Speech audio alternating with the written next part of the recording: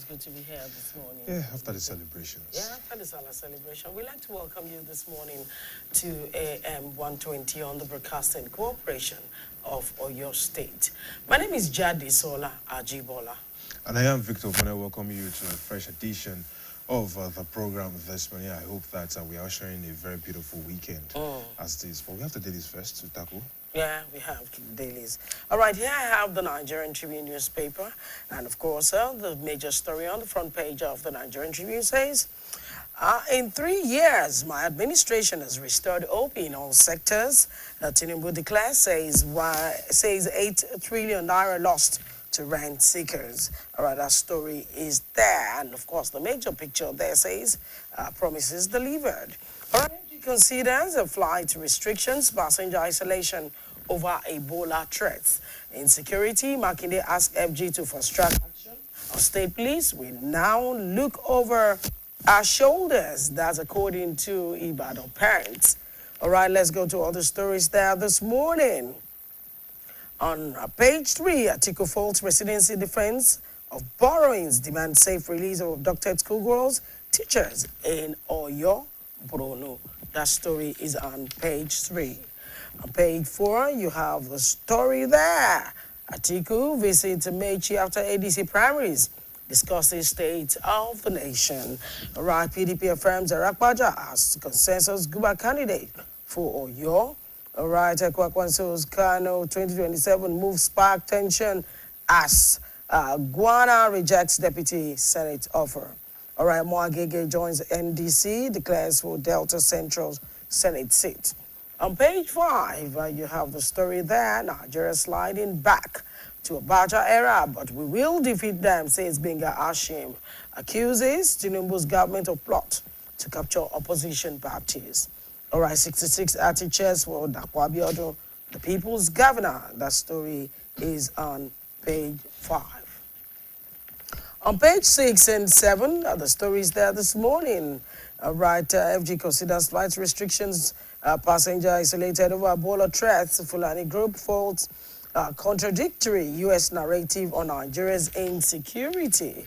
All right, we come to page 8 and 9. What do we have on page 8 and 9 this morning? All right, what we have there says the editorial story there, time to all the trail of bloodshed.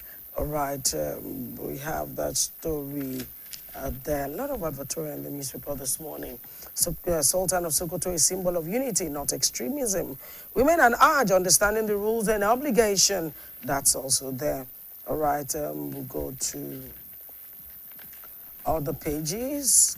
Celebration galore. Wow. May 29 celebration. I don't know.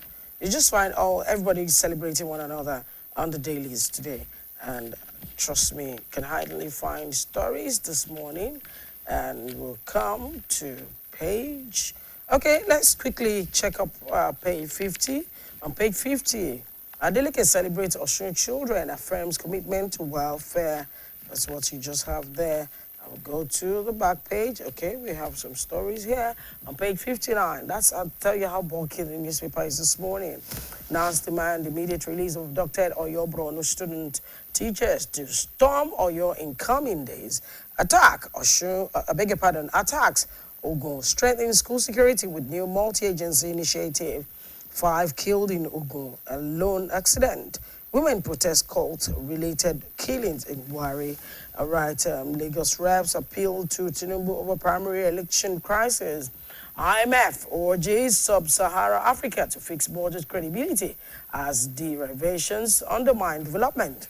While we see vessels discharging illegally at MRS terminal, that's according to customs, and you have NUPRC moves to bridge skill gap in upstream sector. On page 60, quarter 1, 2026 GDP report, sharp power sector contraction, red flag for Nigeria's economy. NIRA announces the return of digital economy, Forum Tech Convergence 3.0, 2027 election CSOs kick against INEC appeal for judgment nullifying a portion of timetable. And Tinubu celebrates Abiodun at 66, praise governance milestone, and page 62. Now he commends Tantita for sponsoring projects at NNS Delta Base. All right, insecurity, we now look over our shoulders, Ibadan parent. And trust me, there's no sports story this morning. Just on the back page, you have renewed hope, deliver 3 years of the Tinubu administration. Trust me, the newspaper was commercialized this morning. Kudos to the politicians and those celebrating. All right, of course, over to you, Victor.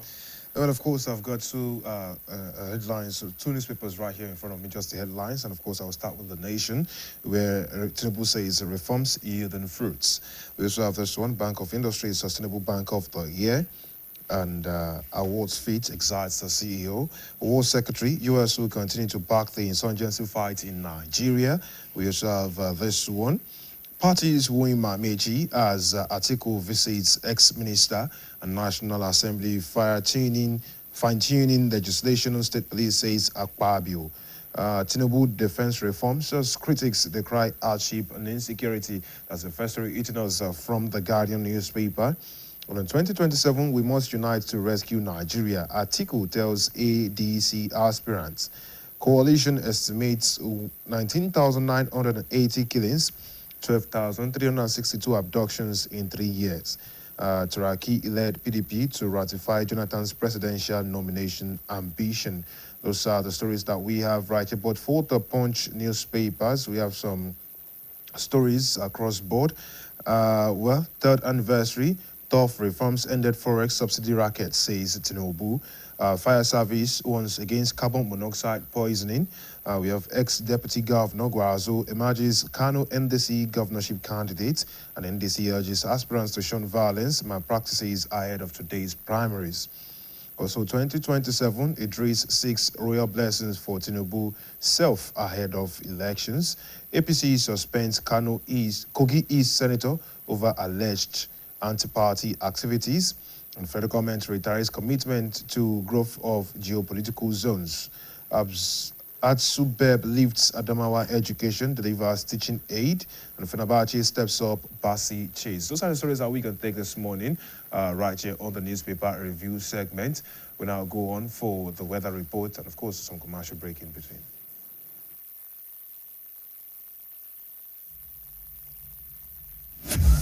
It's up to architect Bisola and builder Brian to rebuild the city. We'll need some help. Let's get up and go!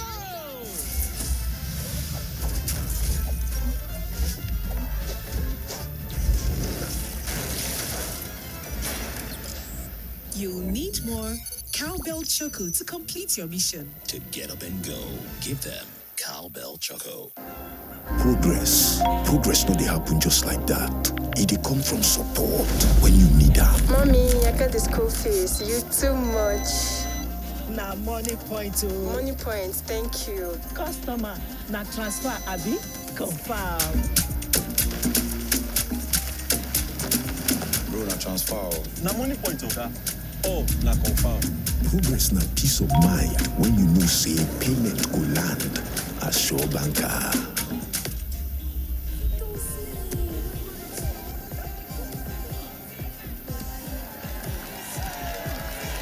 Progress na small win wey dey carry person go far. No worry, yourself go make am. Mo go buy ball. Victor, even you dey use money point? Of course now, they use money point. Confirm. Money Point, made for your progress.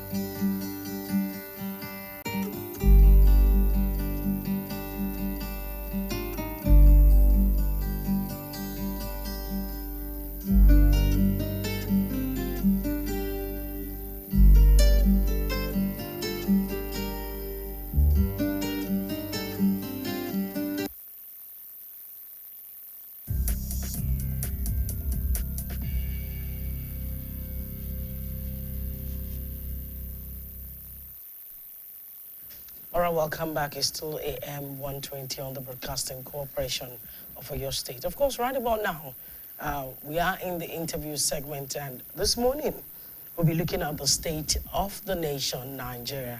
That's what we're going to be looking at. Insecurity in Nigeria is driven by a complex web of insurgency, banditry, and widespread kidnapping. While government forces have recorded tactical successes, the crisis fueled by socio-economic challenges like poverty and unemployment continue to disrupt agriculture, commerce, and daily life across the country. Of course, you recall recently that some pupils and teachers from 3 community schools in Orire local government in Oyo State were abducted by kidnappers. And trust me, today marks the 2nd week of that abduction. Around this time, the children were being taken away by, of course, kidnappers, bandits, like they call them. Where are they? What's the situation of the children? It was not just in Oyo State last week. Also in Borno, the same thing happened. And very close to us here, even in Oyo, very close to us in Ibadan here, was 2 staff, as said, from Crane Cocoa Research Institute of Nigeria, were also abducted. Where are we going? How do we get out of this insurgency, banditry, terrorism? Call it all the names. To do justice to the conversation this morning is a renowned scholar, a professor, a security scholar at the premier University of Ibadan, Professor Olawale Alba. Thank you for joining us this morning. It's good to have you on us. Thank you so much for inviting me. All right, let's look at the issue of insecurity. We have come to see ourselves in this situation. What do you think is the problem? Is this just about poverty, politics? I mean, what's this all about? Well, thank you so much. I agree with you that we've never had it so bad. The situation is very worrisome. As you rightly said, some of our children are in the custody of kidnappers, not just Orire local government in Oyo State, but in Katsina State, in Zamfara State, across the country. Nigerians now are beginning to feel that probably the state does not have the capacity to deal with this problem. But I think we have the supply and demand side. You call attention to poverty. Yes, poverty is a causative factor, but we are not the only poor country in the world. Across Africa, we have countries that are poorer than Nigeria, but that are doing well with security. I was recently in Zambia, I was in Tanzania. They do not have our kind of problems. Go to Benin Republic, Togo, Ghana. They do not have the type of problems that we are having. So to me, I think it's a management issue. Management issue in the sense that probably we are not doing enough at actually curbing this problem. Now, if you plot the security problems of this country, historically, you realize that, things are getting worse every year. Last year, better than this year, and then the factors around us that we see are suggesting that probably the future may not be as rosy as we think. So it's a management problem. Now, if we choose to focus on management problem, you begin to ask yourself, what is the problem?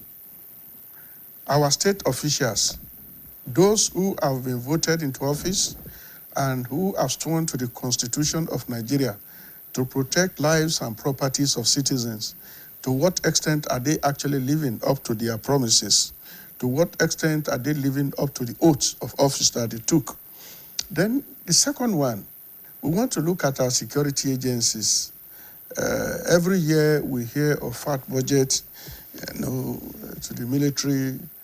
The question is, to what extent are they using the resources given to them to secure this country? So in this discussion, I think we should interrogate how far our leaders are dealing with the problems.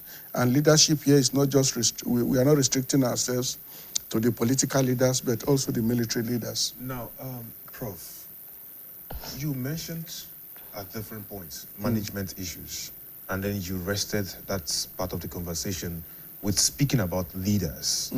Now, there's something that has been happening in recent weeks. Political parties holding their primaries. And so many Nigerians are looking and asking the question, we have a spate of abductions, especially the children of the nation. And the leaders are looking at the future being taken away into captivity, spending days and nights in the forest, under the sun, under the rain, being beaten, tortured. And they are still going ahead, pushing political moves. And people are thinking, how about they actually stop for a moment and look at actual governance, which means working on the issues that are trending. I think it's sending a message right now to the terrorists, bandits or whatever they call them, that they do not care about the people. No, it is very, very clear. It is very, very clear. When you see what our leaders do. All right, before we delve fully into that, I think we have a commercial to pay. Okay. Then we'll come back, we'll address that conversation. Okay. Home. It's shared moments lived in the now. Home. It's when concussion rice comes to the rescue, when your homies arrive for sports night or girls hangout. Home is the moments we live and what's in the pots. After all, what's home without food? That's why we say, let's go home. There's food at home.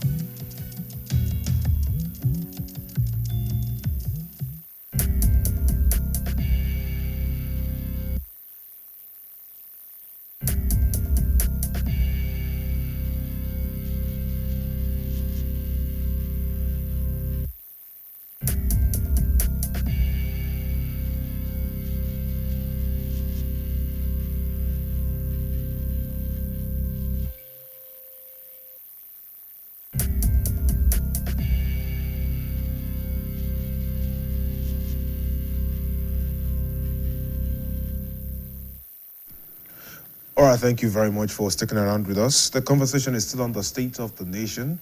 And of course, our guest is Professor Olawale Albert, who is a security scholar at the University of Ibadan. And just before we went on that break, we were having a conversation about some of the things that we've been seeing on the political scene. And you were just about to answer that. Yes.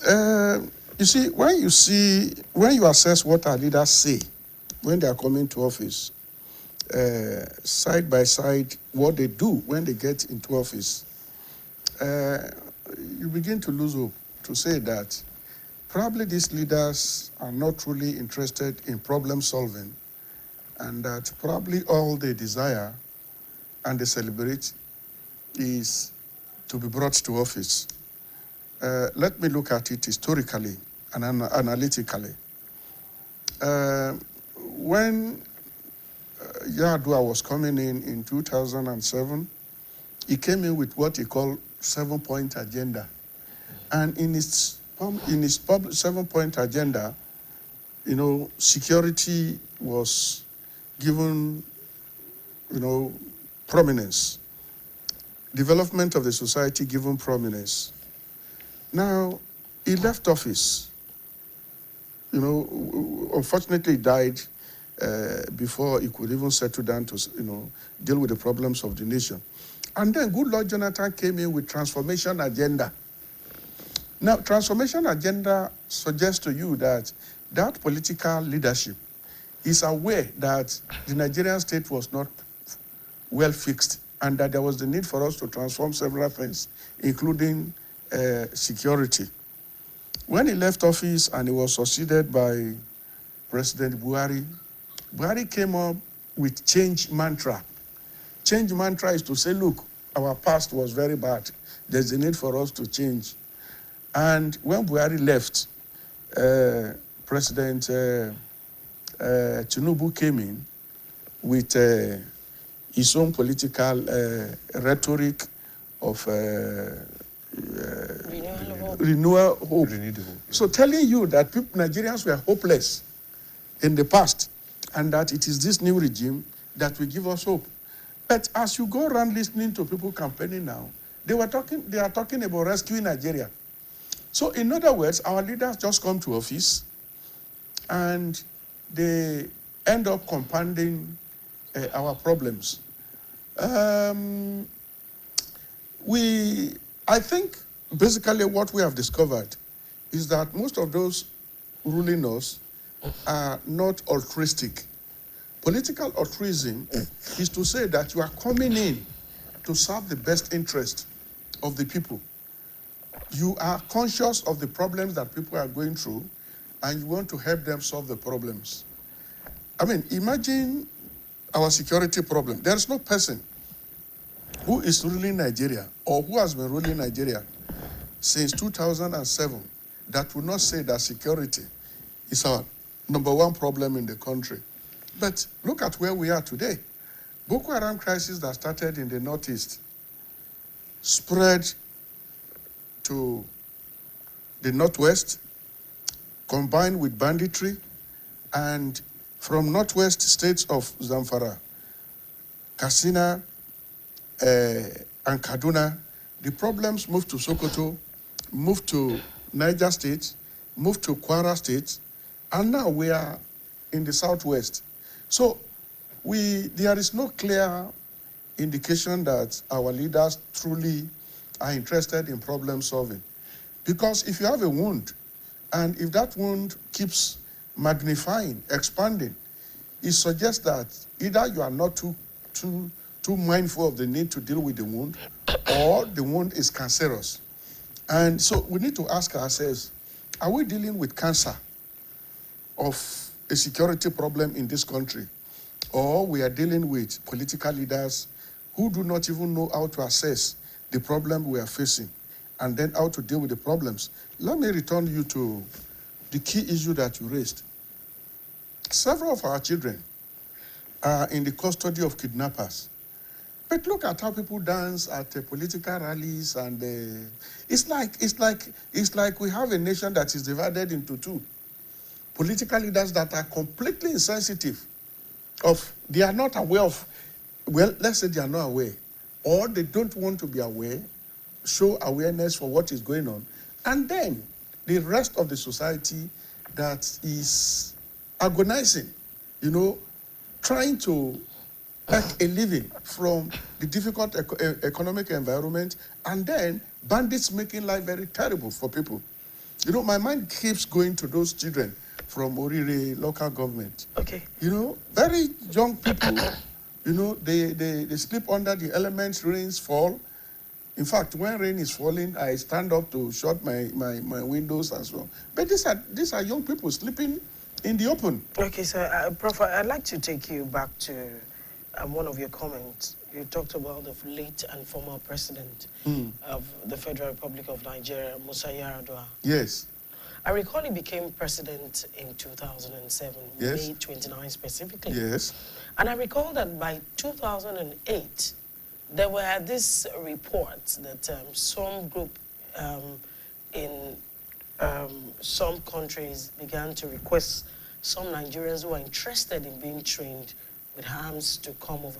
Yes. I did not forget. Yes. I was practicing yes. in Lagos at that time. Yes. And it was in the dailies. And nobody paid attention to that advertorial. That exactly. Nobody paid attention to those requests. And lo and behold, some Nigerians began to move to those regions and they were getting trained, thoughts, rebellion, banditry, terrorism. And that was the beginning of the problem, insecurity that we're facing today. Yes, yes. Now, and if indeed late President Musa Yar'Adua came on board to say, look, I want to fix this country.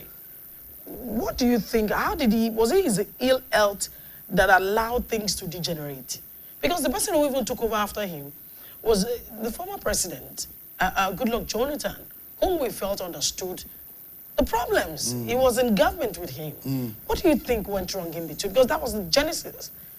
Well, I agree with you. You see, the issue of Nigerians being invited to be trained by terrorists is a recurring one. Even last week, I saw a video of new sets of Nigerians being trained in terrorism.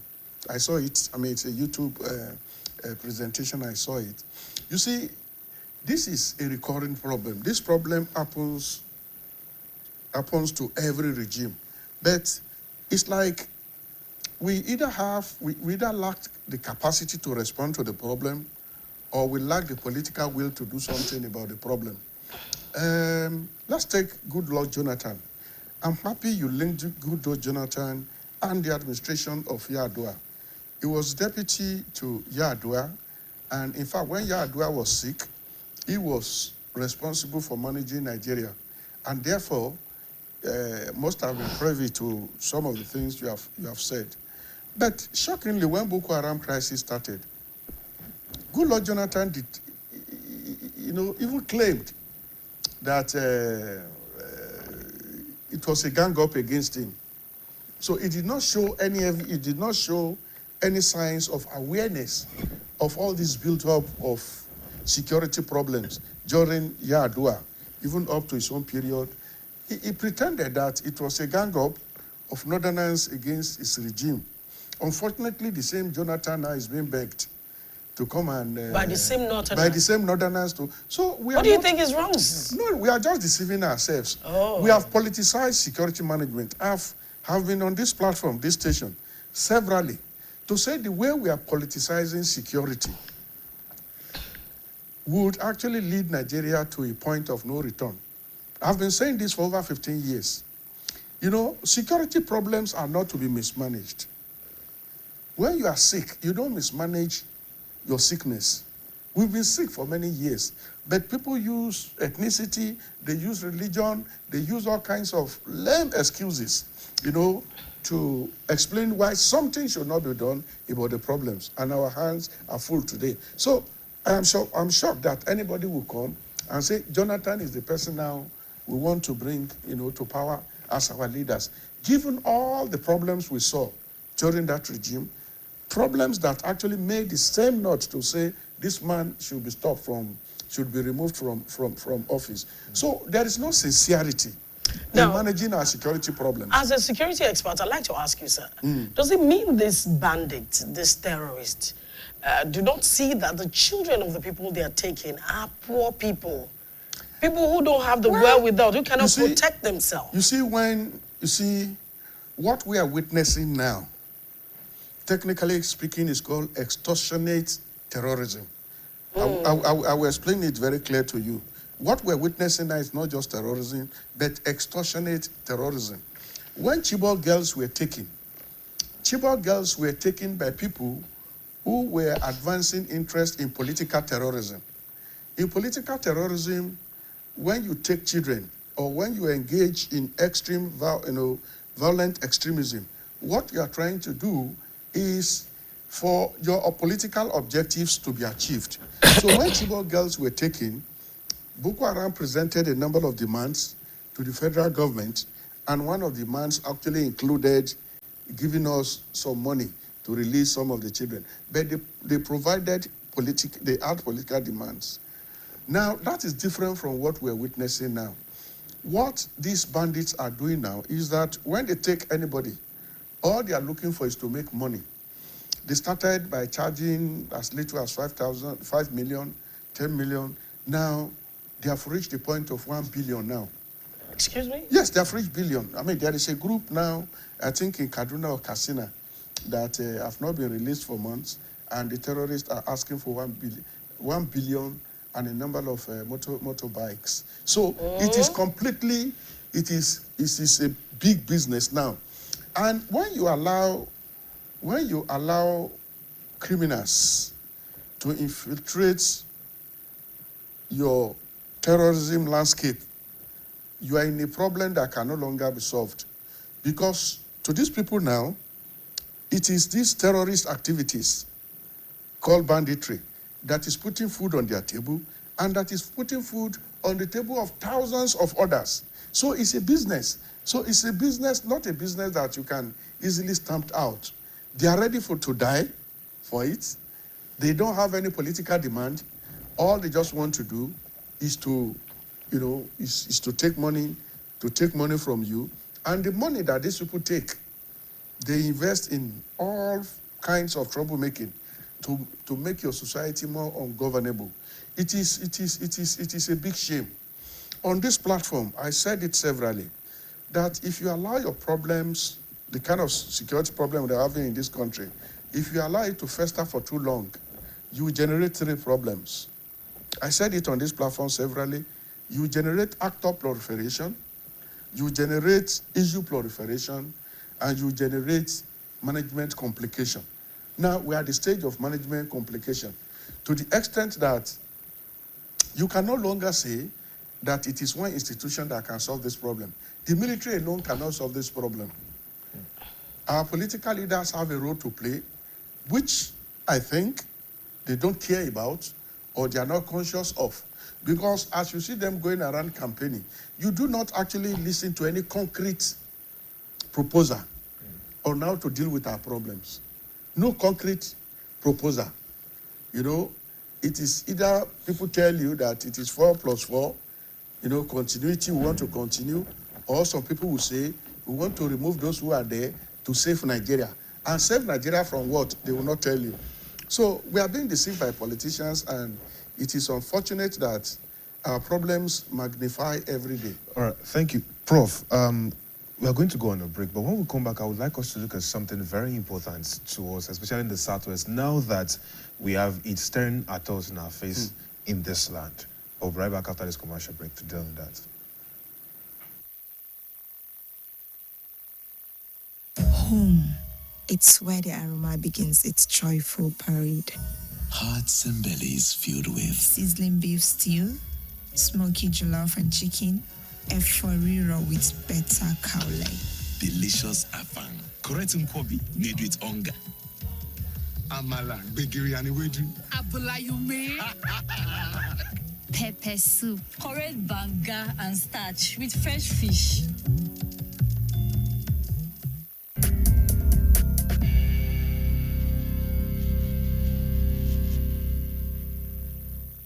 All right, thank you very much for sticking around with us. Yes, we're still on the conversation, State of the Nation, and Professor Albert is still very much with us. Now, looking back over the years, there was a time when a Southwesterner was president of this nation. There were issues in some parts of the country, but with his military background, there was a way he handled that issue. Then, scaling on to the late Umaru Musa Yar'Adua era, to Goodluck Ebele Jonathan, we started to pinpoint and point blame fingers across board, saying it's because this person is from so-so parts, that person is from so-so parts. And then the moves to make a different kind of campaign was, oh, yeah, whenever we are getting this person from our own side to that place, then we are not going to have any issues. But then we didn't know that we were creating a problem for ourselves. And so, about 3 years ago, the man who took charge, a Southwesterner, made certain moves, and then questions were raised. But then all in all, a lot of people in Yoruba land felt because a Yoruba man was in power now, things would become easier, especially for people in Yoruba land. I had a lot of questions in my mind, but I'm going to shelve that for now. But we have had an increase in the problems facing us in Nigeria generally, and then in Yoruba land. But what I'm trying to pinpoint now is the issue of the state police. You mentioned earlier on that the military alone cannot do it. But then at some point, people started saying, let's have those who understand the terrain, the local communities, people who are in there to work these things. And yet, after several months of promise on that, we are yet to get it. And just recently, the governor of the state, His Excellency Governor Seyi Makinde, I think it was yesterday, he made a call out saying they should stop dragging feet. Just give us the state police. How do you see this whole thing? It's unfortunate that we have dragged the issue of state policing this long. You see, Nigeria is a very, very big country. Very, very big country. Even smaller countries do not have the kind of central policing regimen that we have, around us. So one would have thought that with the size of the country, the complicated nature of our society, that we will not just only have state police, but also community police, to be able to take security management to the grassroots level. Imagine what is going on now in Orire local government. It is the federal system that is now facing that environment. They do not understand that environment. They do not understand those responsible for the problems. And you see the local people pushing to say, give us the opportunity to go into the forest. Give us the license, give us the... So I think what is actually stopping state policing in this country is politics. Our leaders want to get to Abuja to exercise power over everybody. We are not ready to decentralize, to allow people to exercise powers at different levels. As things stand, the federal police cannot manage Nigeria. We have gone beyond that. Unfortunately, you find those at the ends of affairs, in Abuja, still struggling to prevent state policing from actually functioning. The president constituted a committee which we knew, which I personally knew, is not going to be productive. Constituted a committee to be led by the IG. You are saying that you want to decentralize policing, and you put the head of the same system that you think is not working for you, you put the person in charge of the committee. And the man recommended, I think, 5 years or how many, that state policing we should have a gestation period of 5 years. When the president would have finished serving his second term, when the IG would have left office. So it's like we are not committed to it, to the idea of state policing. And I think this is what these criminals are taking advantage of. They know that the will is not there to solve the problem. And they know that the local people that can solve their problems their own ways are not allowed by the state to deal with the problems. So that is why this problem will keep magnifying, and we keep coming here every day to shout and talk about a problem that is expanding in scope on a daily basis. Prof, I remember Governor Seyi Makinde mentioning that the Amotekun was supposed to be a stopgap for state policing. Yes. That and the recent, what's it called, from Sunday Igboho, yes. Where he said that they had the approval for the Iru security network. But then we are yet to see them swing into full action. As one, two, we've had several groups, security outfits, coming through. But I know they need collaborative efforts. I know they need good firepower. Talk about the likes of the Agbekoya that we are starting to see, local vigilante groups across different communities. I don't know, what exactly is, I know you've mentioned some factors responsible for that, but what exactly is stopping these local security outfits from collaborating together and maybe at some point getting something done? Well, the local security agencies that we have around us, whose activities has produced the concept of hybrid security management. You see, the system is not working because all these extra-state security agencies do not have the kind of weapons to actually fight the state enemies that are marauding all over the place. Let's take Amotekun, for example. One must commend Governor Seyi Makinde for making Amotekun to be very, very effective, because Amotekun has done a lot, Amotekun may not have the weapons for confronting state enemies across Oyo State, but all these criminals are aware of the ability of Amatekun to do several things. But my own assessment is that Amatekun will perform better if licensed to carry the right kind of weapons. They know the communities very well. They know movement of criminals across the state.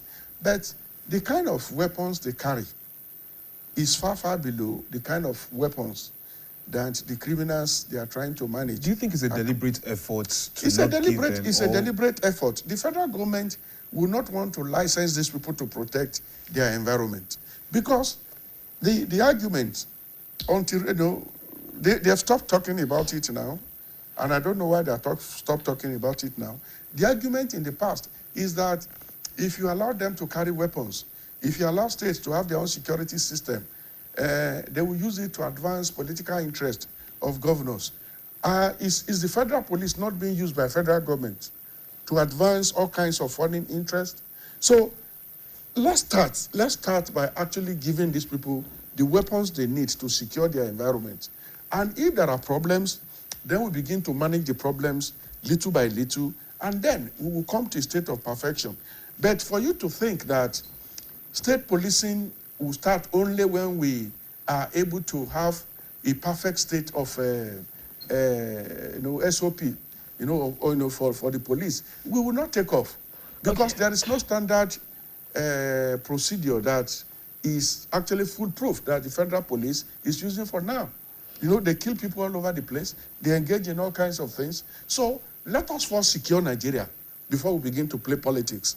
But what our leaders have decided to do is to place politics above security of the country, and the country is disintegrating on a daily basis. Okay, let's still stay with the issue of state policing, and I'd like to ask, why localizing policing in Nigeria? Should it not be a regional thing? It should be a regional thing, even in a federal system of government. Federal system of government, what we are practicing in Nigeria is a very funny federalism. Federal system of government is saying the federating units are independent, and they come together at the federal level to have not as strong kind of federal system we're having now.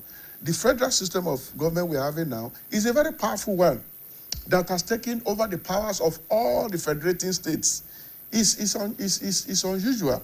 So I think in the federal system, states should be able to exercise authority in the area of security, economy, and so on. So, and this power that the federal government is holding, it is not ready to release. And this is what the criminals fighting against the country are aware of. They know that our security architecture is faulty. They take full advantage of it towards ensuring that no part of this country is peaceful.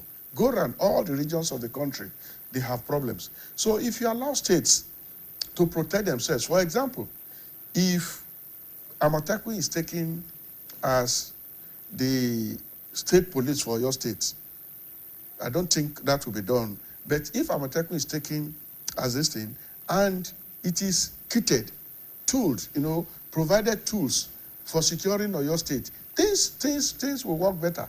You can't just walk freely into a community, begin to drive farmers away, begin to kill people, and then you will not have immediate response from Amatekun. But now there is little Amatekun can do. There's little Amatekun can do. Prof, okay. We have spoken a lot about the leaders themselves, but I think the people as well, we need to speak to ourselves. Yes. Because I think there's been a lot of unrealistic, conversations going on over time that has led us to where we are. A lot of times we saw people thinking, well, it's not affecting me, it's just over there. And those people that's what brought us here. And so ethnicity, that's what brought us bias, here. I don't know if I told you that we've been discussing this thing for over 15 years. Each time we come to your station like this or we speak at academic platforms, they say, no, he's speaking because he's a Yoruba man. He's speaking because he's a Christian. You don't actually narrow security to these nonsensical debates you see out there. You first protect the society. You protect the society. Or you find sheepish followership. When all these problems were being created by Buhari government, we talked about it. You say, oh, you hate him because it's this. You have to solve your problem. First, solve your problem. Have the nation. When you have the nation, then you can go to your community to go and practice all this kind of idol, religiosity we see all over us, idol ethnic politics that we see around us. We are really not ready as a people. I agree with you. Followership is part of the problem. Because even as we are discussing here, go to even Obumasho, people will still prefer to discuss politics. They will still prefer to follow politicians than to actually deal with local problems. But imagine the kind of the situation we are now. You cannot travel. I mean, we planned a conference that will take place in Ilorin. We have cancelled it. You are invited for examination in Obumasho or anywhere. You cancel it because Nigerians can no longer move. We can no longer operate. Now, let's look at the implication of some of these prolonged unresolved issues. Yes. One of it is what you've just mentioned. Yes. Inability to move. That's just well, everybody's afraid. Can we begin to look at all other implications? Everybody's afraid. Is it not going to affect the economy of the country? Is it not going to affect the country? All conferences that should be coming to Nigeria have been taken to Ghana. We've lost. Companies are no longer coming. We've lost our conferences. People are afraid of even attending one-day meeting in Nigeria. Then we Nigerians ourselves, we are afraid of traveling. You have a function in Makurdi, Benue State, and you are unable to go because you are not too sure of what will happen. So we have gradually destroyed the country, and how we are going to salvage the system is difficult for anybody to say now. Now let's look at the current situation. The current situation seems like there's no hope. But before I bring up this question, let's quickly pay some bills and then we'll be right back. Stay with us, don't go away. Home. It's in the welcoming little hands wrapped around you in warm embrace, asking, "What for lunch, Mommy?" So me and Kuka. It's in the coming from me, Gida. While the foreign a delicious plate of miyan kuka. This miyan kuka is very delicious.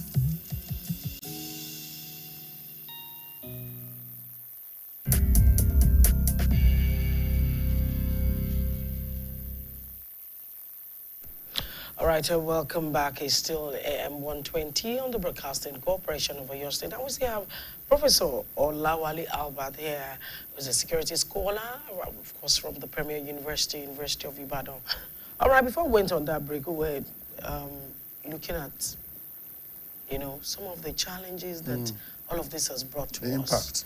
Yes, the impact. But again, let's look at it. Like I said when we started, it's been 2 weeks that the children had been taken. Chibok girls have lost count. Leah Shaibu, we don't know anything about her anymore. Let alone some others, we don't know their names. And it seemed like there is no hope. As a security scholar, can you tell us where we stand? I think... should we continue to be hopeless? When President Bola Tinubu came in, he came in on the mantra of renewed hope. So I think what we should do now is to renew that renewed hope, believing that things will get better. But you don't just sit down and say things will get better. There's a need for you to have a proposal of what you intend to do to deal with the situation. It is 2 weeks now, and we are not too sure that these children and their teachers will come out in the next 1 week, in the next 1 month, in the next 2 months. And then when they get out, that all of them will get out in one piece and there will not be problems. So we are all anxiously waiting.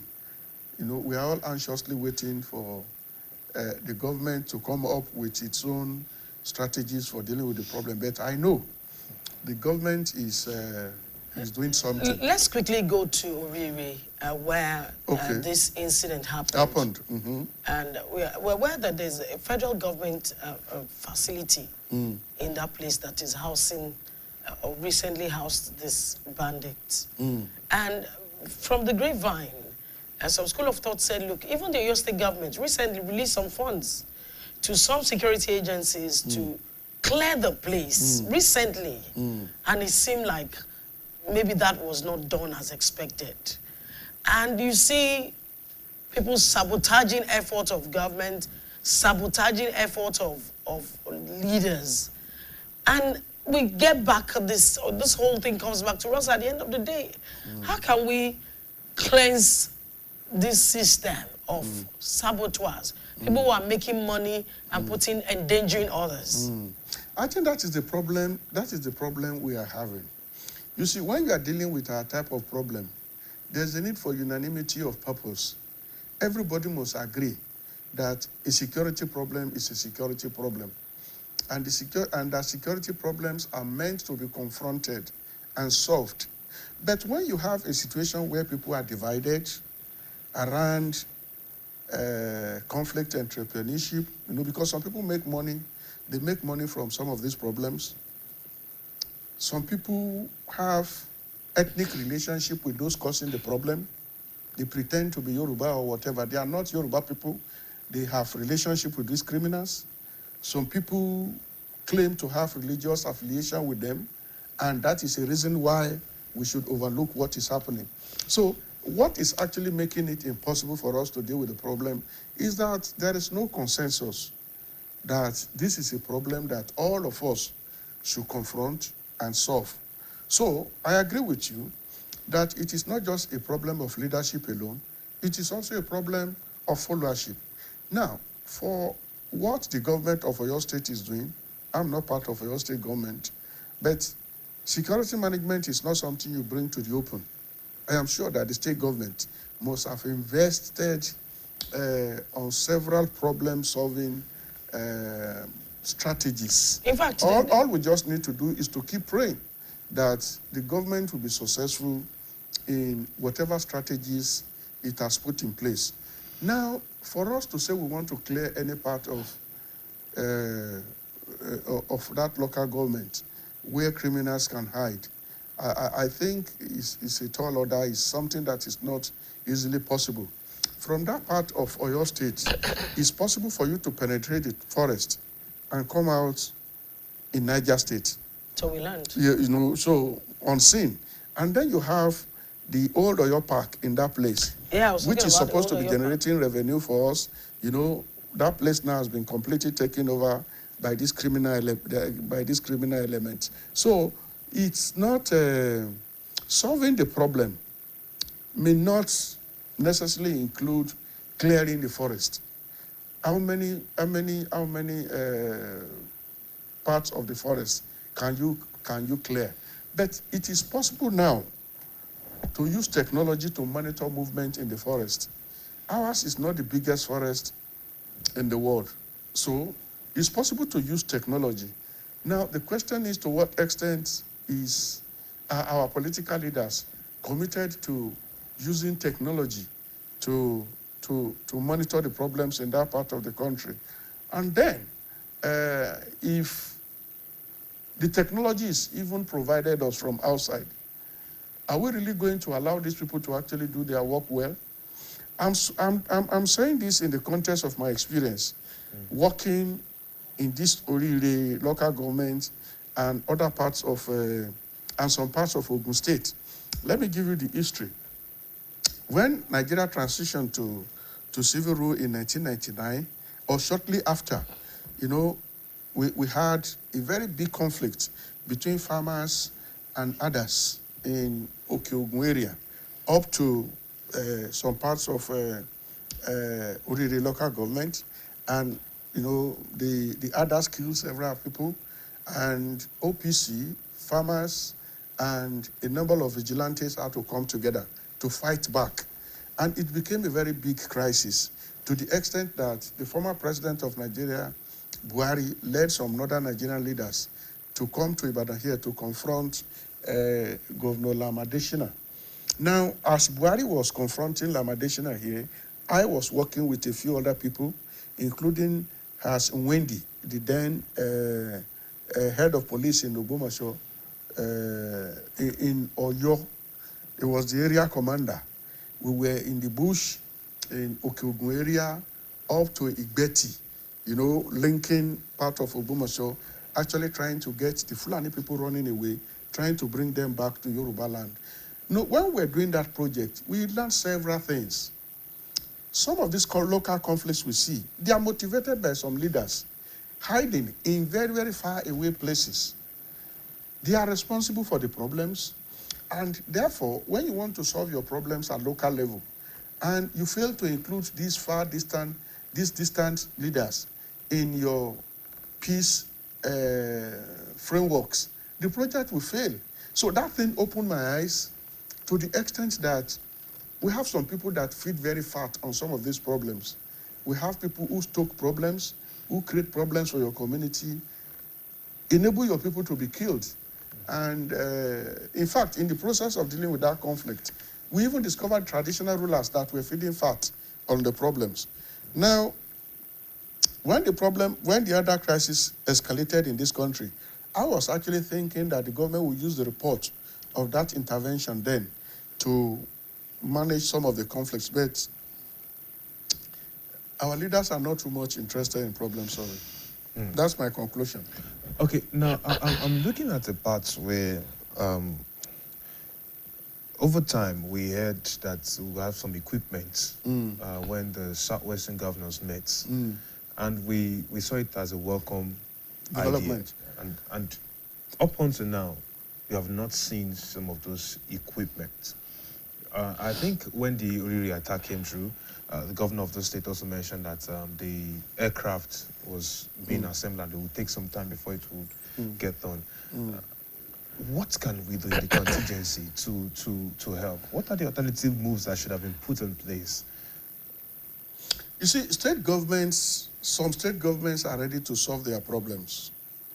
But the present federal structure prevents state governments from solving their problems.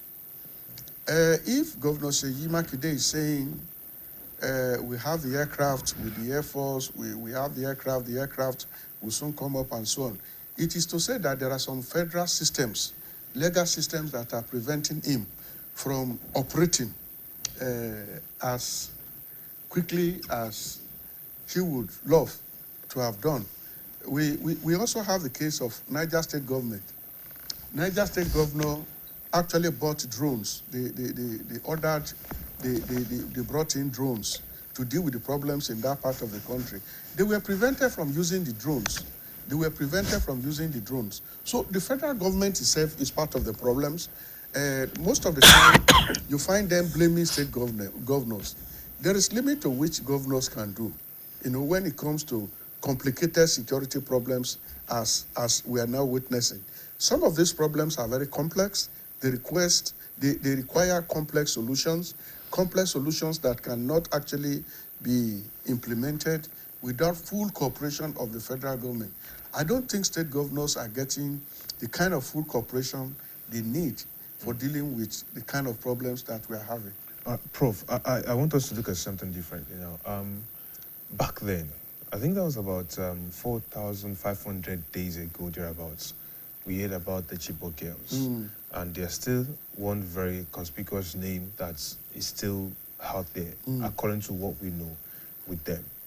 But then, we're looking at a new set of abductions and similar targets. What exactly do they use these children to do? Why are they targeting them? Well, I think what they have successfully done and which other terrorist organizations across the world are learning from is the weaponization of child abduction. It's peculiar to us in Nigeria here, and I'm sure that terrorist organizations across the world are learning from it. They have weaponized adoption of children. And this is because they know that we love children. And that the biggest pain you can inflict on us is when you take our children. You know, so they have created a strategy. They have created a strategy around it, and we have not been able to create our own strategy that we counter it.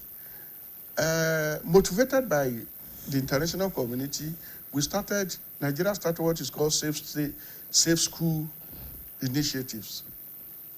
And that project, to me, is more rhetorical than something that you see in practice. I'm yet to see a school that is practicing safe school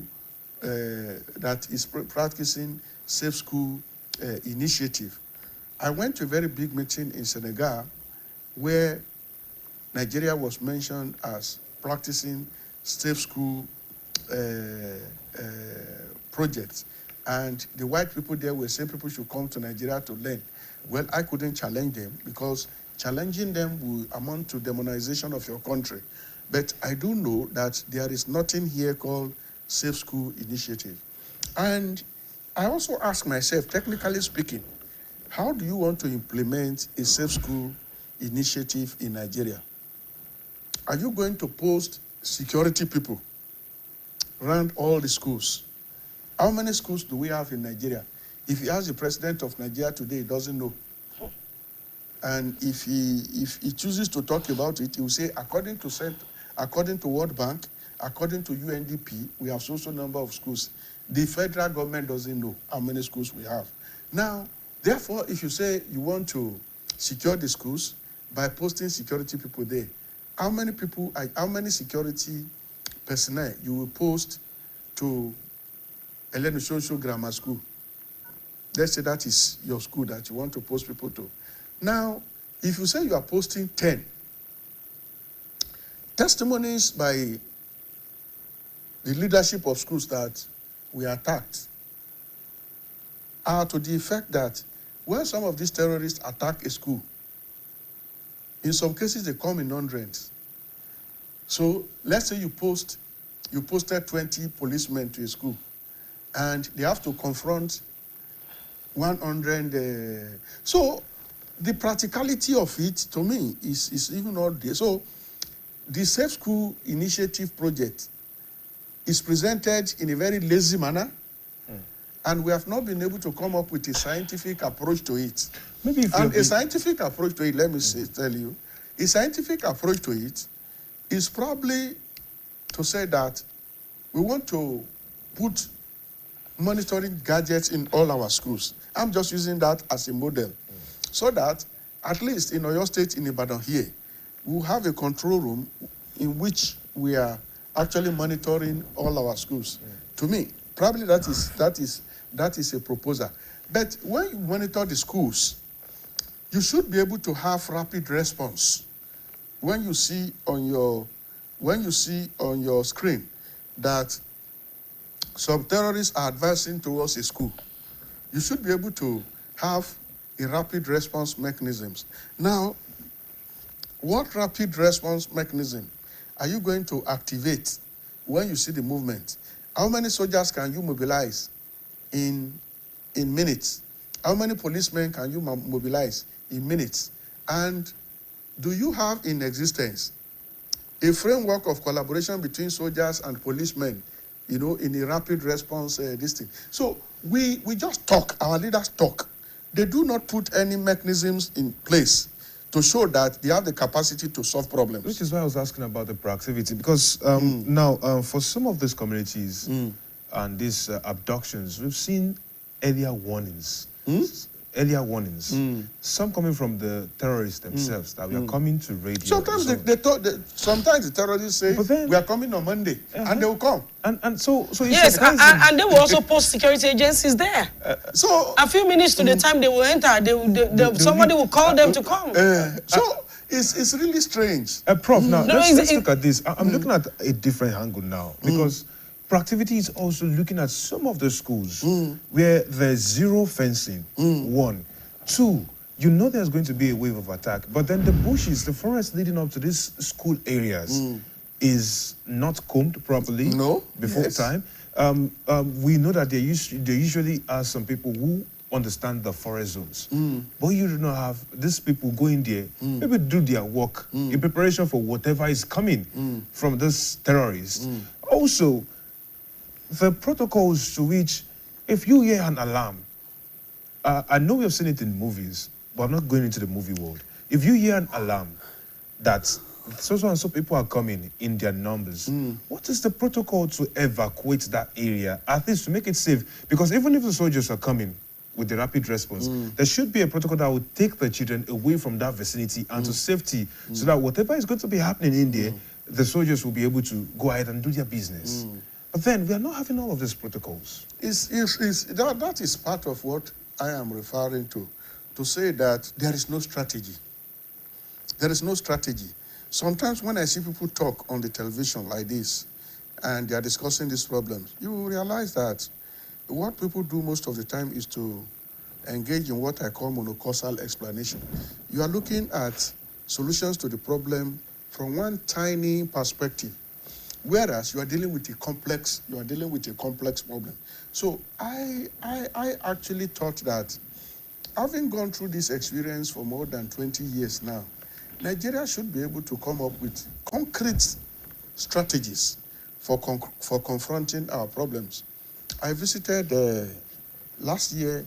I visited Governor Zulum in Maduguri, and the government took me around their schools. They have developed their own strategies for ensuring that children are not kidnapped, are not abducted in Borno State. Really? Yes, the governor. And yet they still abducted. No, not in Borno State. No, not in Borno State.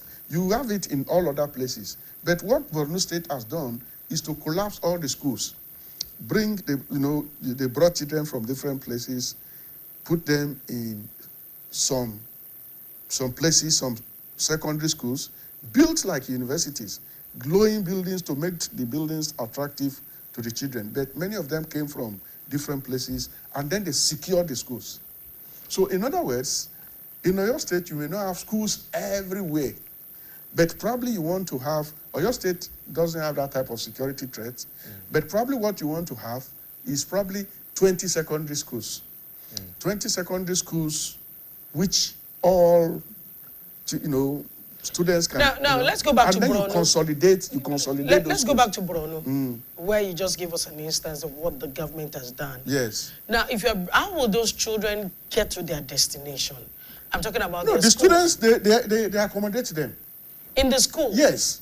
But this is even more dangerous, because some of the schools where children were abducted... You see, if they are not... The students were abducted in rural areas.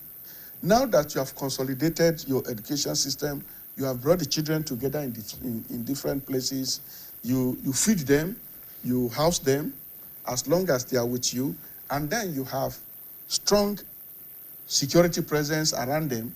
So the threat of the schools being attacked may not even be there, because the terrorists in Borno State now look elsewhere.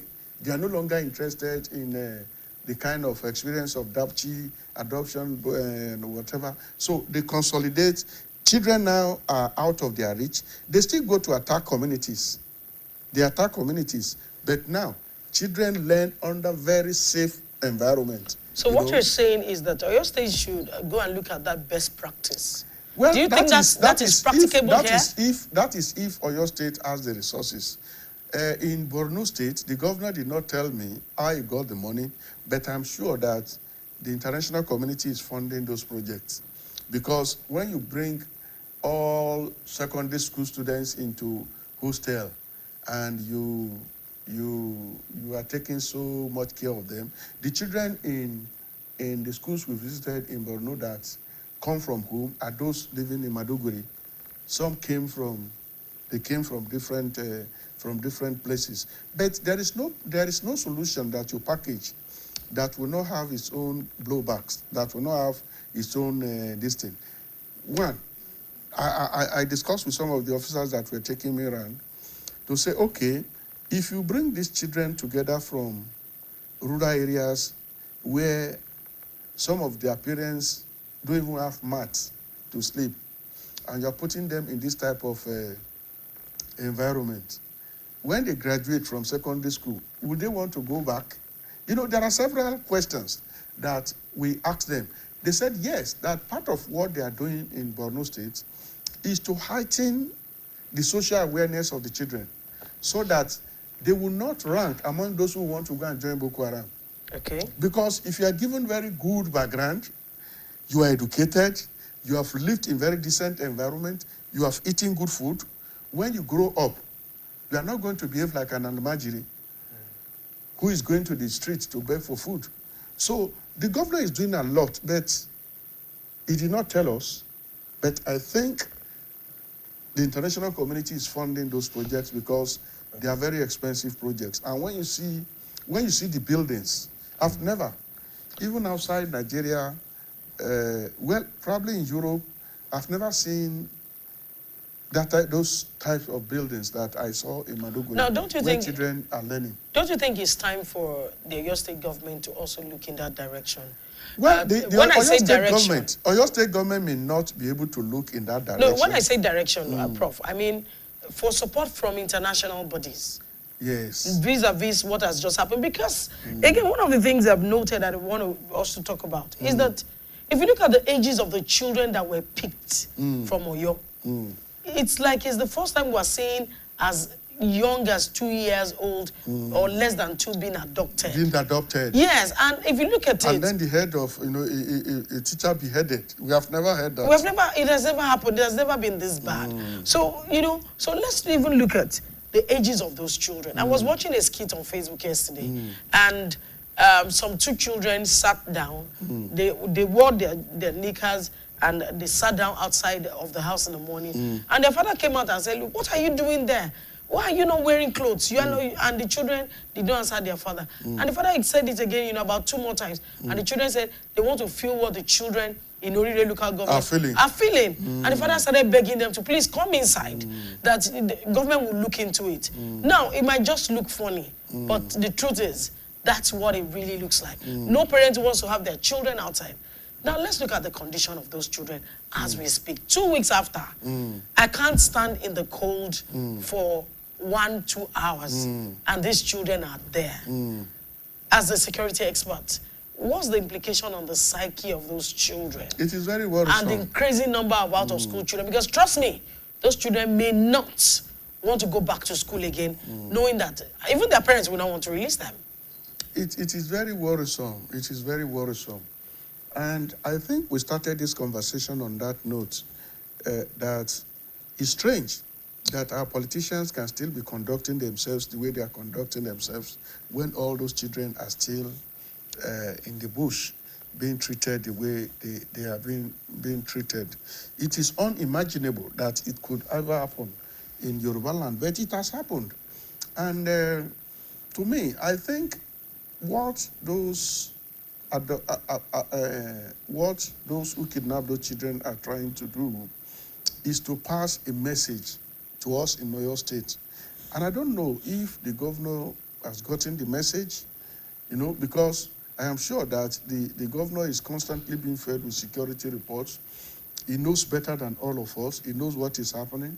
And I believe strongly that the government is doing a lot that we may not be aware of. But it is very painful that all those children are going through what they are going through. I saw the school principal. I saw some of the teachers. One of them, I don't know whether the school principal or one of the female teachers was being naked, and her body was even half naked. And for what? I asked myself, what offense have they committed that will make anybody to be treating them like that? So it's a reason for our government actually responding proactively. And I think the image of our governments, federal and states, are better protected if members of the public are constantly briefed as to what is happening. For now, the conclusion of many Nigerians on the streets, when you talk to anybody on the street, is that the government is not doing anything. But I don't believe that the government is doing something. But there must be a strategic communication strategy that is really letting members of the public know that something is being done. All right. And that will help us.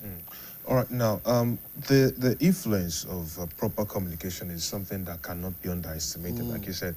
But I think one area that we also need to look into to sort out security issues, personally, is to cut out those predisposal factors.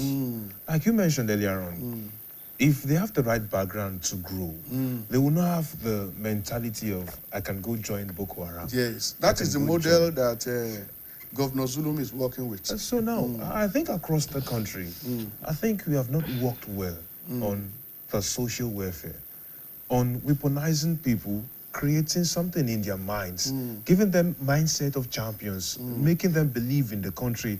Because trust me, if they are not well fed, if there's poor welfare, if there's poor human conditions for many people, and they are seeing their parents, you know, look wretched in their own eyes, they would be easily predisposed to these crimes. Yes. And this is what we are seeing. First, we were battling the, you know, this conundrum of cyber crimes and fraud and all of that. And then we're also talking at some point about, you know, stealing, robbery and all of that. But all that looks like we have even shelved it aside, despite knowing that it's still very rampant. But we need to create something, because that is also what engineers patriotic mindset that also helps. That is what is called non-kinetic. That is what is called non-kinetic counter-terrorism. You see, you cannot stamp out all these problems we are witnessing using the kinetic approach alone. The military alone cannot do it. The police alone cannot do it. The question is, what is the level of good governance that we have around? You know, parents who are unable to feed themselves will generate children that will join all kinds of criminal gangs. Look at the rate of poverty in this country. I was having conversation with some people in Abuja just 3 weeks ago, and a civil servant told me that what he receives in a month is just enough to fuel his car to work. The entire salary. So I now ask him, how do you now feed yourself? He said, oh, God, no go tell you. So it's like we are encouraging criminality by even the way we treat ourselves. How much is an average civil servant paid? Now, those paying these pittance, are they not aware of this, how the society is structured? You know how much transportation are we, you know, the cost of transportation to work, and you want me to come 5 days a week, and at the same time, you want me to pay my rent, you want me to feed myself, feed my family, feed my children, and so on. So, Nigeria is packaged in a way that cannot encourage honesty, that will not encourage peace. So it's like we have built troublemaking into governance, and that is why our hands are full. You know, let's start. If we want to solve this problem, let's not focus only on buying new Apache helicopter, because the president said 3 new Apache helicopters will come in early next year. It's not a matter of acquiring more weapons, recruiting more people to join the police or army. But let us look for things that will calm this society down. I'm a university teacher. My salary cannot take me 2 weeks. So, you know, before I can transfer knowledge to other people, to my students, I need to be happy. I need to be comfortable. But what is done in this society is to make sure that your means of livelihood is taken away from you. You are rendered powerless. And then the country, the leaders will tell you we're looking for a peaceful society. Peaceful societies don't come just by your wishing it. You work for it. Okay, let's look at the way forward. As we gradually wind down on the program,